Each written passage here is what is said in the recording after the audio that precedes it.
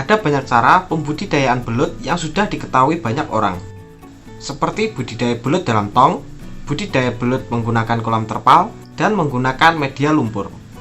Nah, kali ini admin akan membahas budidaya belut tanpa lumpur atau dengan media air bersih. Namun sebelum kita mulai, buat teman-teman yang belum subscribe, jangan lupa subscribe dan pencet tombol loncengnya agar teman-teman tidak ketinggalan info menarik lainnya. Ada beberapa keunggulan pembudidayaan belut dengan media air bersih. Salah satunya adalah kemudahan dalam mengontrol dan mengamati perkembangan belut. Karena bibit belut yang kita budidayakan akan lebih mudah dilihat, maka para peternak akan lebih mudah mengetahui perkembangan yang telah terjadi. Juga bisa melakukan antisipasi jika terdapat sesuatu yang tidak beres. Dan yang kedua adalah tebar benih belut menjadi lebih banyak, sehingga lebih menghemat tempat. Lalu, pembudidayaan belut dalam media air bersih terbukti lebih efektif dan efisien. Saat peternak memberikan pakan belut, pakan akan lebih mudah terjangkau dan dilihat oleh belut, sehingga tidak ada pakan yang tersisa. Selain itu, kontrol terhadap kanibalisme juga semakin mudah. Nah, langsung saja, inilah cara budidaya belut dengan media air bersih.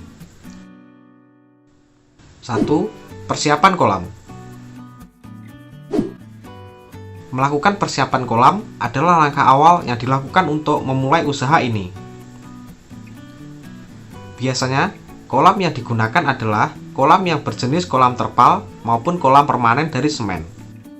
Apabila menggunakan kolam beton, sebaiknya gunakan yang semennya sudah benar-benar hilang dengan cara merendamnya beberapa hari hingga banyak tumbuh lumut.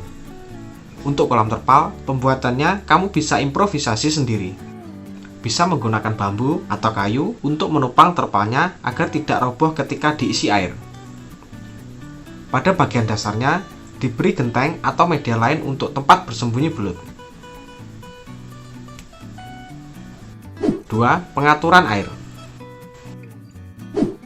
Dalam budidaya belut tanpa lumpur, air adalah faktor utama yang sangat berpengaruh pada perkembangan belut.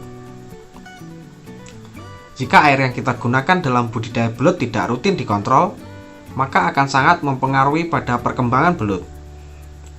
Air yang baik digunakan untuk pembesaran sebaiknya menggunakan air sumur atau dari sumber mata air. Jangan menggunakan air dari PDAM, karena masih banyak mengandung bahan kimia seperti kaporit untuk pemurnian air. Suhu air hendaknya dijaga pada kisaran 25 hingga 28 derajat Celcius.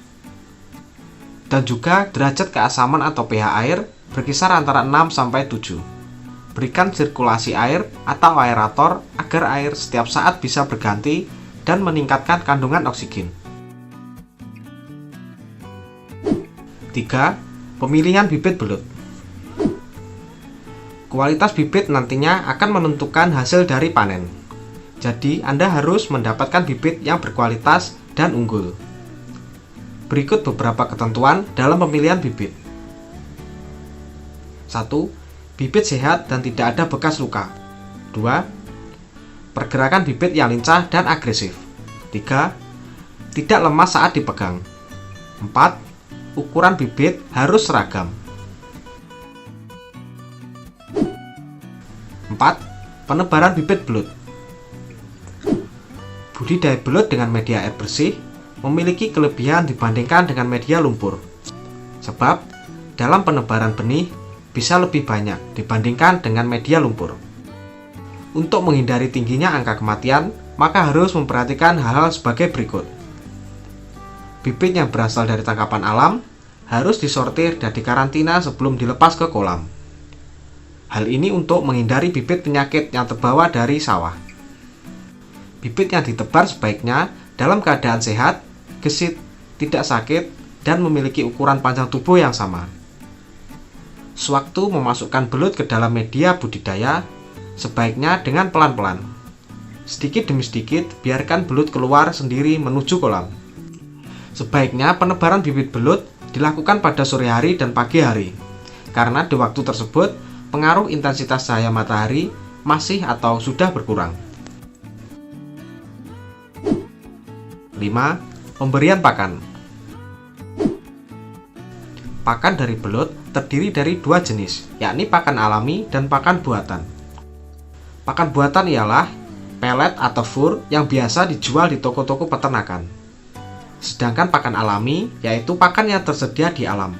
Contohnya cacing tanah, keong mas, keong sawah, bekicot, cacing sutra, kepiting air, ikan-ikan kecil, jasad renik atau plankton. Pakan alami lebih disukai belut karena belut termasuk ikan karnivora. Untuk mendapatkan keuntungan yang maksimal, ada baiknya sobat membudidayakan juga pakan alami belut tersebut, sehingga biaya pakan bisa ditekan serendah mungkin. Pemberian pakan pada belut baiknya dilakukan pada malam hari, karena belut merupakan hewan nokturnal atau hewan yang aktif pada malam hari. 6. Perawatan dan pemeliharaan. Salah satu prioritas lain yang harus Anda jaga ketika melakukan budidaya belut di kolam tanpa lumpur adalah masalah kebersihan atau sanitasi. Tidak hanya lendir dari belut, sisa pakan belut juga bisa mengotori air kolam. Oleh karena itu, Anda harus lebih rajin dalam membersihkan kolam pemeliharaan tersebut. Pasang aerator dan ganti air kolam dalam intensitas 2 hingga 3 hari sekali. 7. Proses panen. Proses pemanenan adalah proses yang sangat ditunggu setelah serangkaian proses pemeliharaan belut. Pastinya, para petani belut sangat menantikan proses ini. Panen bisa dilakukan setelah usia belut mencapai 3 hingga 4 bulan.